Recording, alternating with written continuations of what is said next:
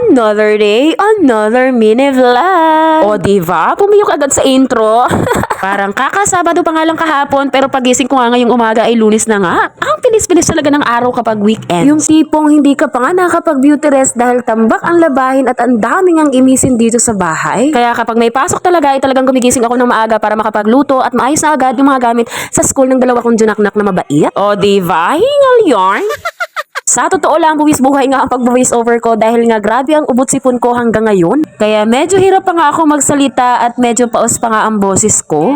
We're good to go.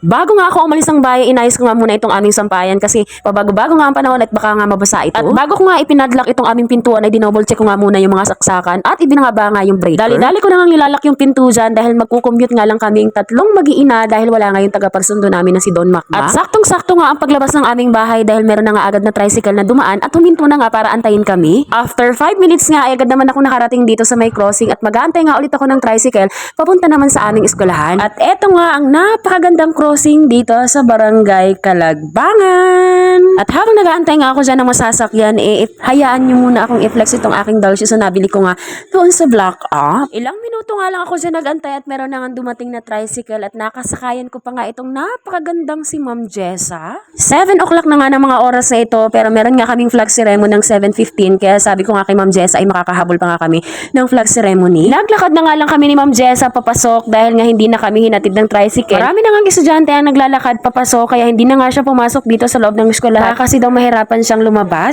Saktong-sakto nga lang yung dating namin dahil magsisimula pa nga lang yung flag ceremony. Change your notebook to at the back. Next to copy the important notes. It doesn't mean na lahat ng pinaflash dyan sa PowerPoint, you're going to copy it. Just jot down the important notes. Nakukuha po. Okay, so let us define now what is central limit. You have negative 0.5.